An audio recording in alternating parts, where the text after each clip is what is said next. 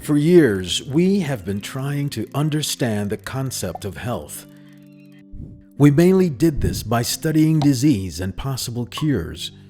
In mental health, we were specifically concerned with researching mental disorders and their treatments. However, there is growing evidence that mental health does not only present the absence of mental illness, but also mental well-being. Mental well-being can be characterized by feeling well in combination with optimal individual and societal functioning. Mental illness and mental well-being are related but distinct dimensions. This means that a person can suffer from symptoms such as anxiety or depression while maintaining a certain degree of well-being, or that a person is symptom-free but at the same time has a low degree of mental well-being. Research shows that well-being actually reduces the risk of mental illness. People with low emotional, psychological, and social well-being are 6 times more likely to have a mental disorder 10 years later. Knowing this, you might agree that mental health care should not only focus on treating mental illness, but also on promoting well-being. This was also the vision of Ernst Bollmeier and Gerben Westerhoff. They developed the model for sustainable mental health at the University of Twente. In this model, they state that mental health consists of the 2 dimensions, mental illness and mental well-being. However, they also mention that it is not realistic to state that life will always be without suffering, or that it will always be characterized by flourishing. Therefore, it is important to understand how people regulate their mental health and maintain mental well-being in a sustainable manner across their life course. That's where adaptation processes come in.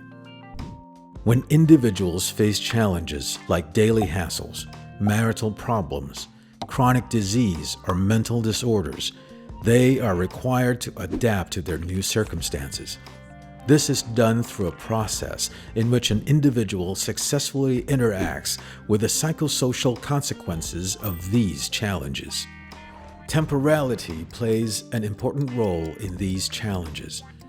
A short-term challenge can be you missing the bus, which involves an emotional reaction and asks for coping mechanisms that reduce stress. Marital problems can be seen as intermediate challenges, which ask for communication and adopting different interaction styles, while long-term challenges like chronic illness requires assimilation and accommodation of life goals, identity, and meaning in life. Successful adaptation depends on the barriers and resources you have in life. Dysfunctional thoughts, emotion regulation, and behavior can be barriers preventing you from healthy adjustment, while resources can help you to successfully adapt to new situations. Also, contextual factors should be taken into account. Relationships, organizations, and communities may cause or maintain dysfunctional or maladaptive cognitions or behaviors that are related to mental illnesses or distress. However, positive relationships and supportive contexts can also enhance resources that promote adaptation and mental health. Improving someone's adaptation skills starts by targeting the barriers and resources and are the main focus of psychological interventions. These interventions can be placed on a spectrum. Some approaches, such as cognitive behavioral therapy or psychodynamic therapy, are primarily focused on targeting barriers, while other interventions such as well-being therapy, positive psychological interventions, or solution-focused therapy are more focused on how resources can be targeted to enhance adaptation processes. Interventions like acceptance and commitment therapy, compassion-focused therapy, or life review therapy focus on both barriers and resources. As you know by now, It is the balance that is most important in working to sustainable mental health.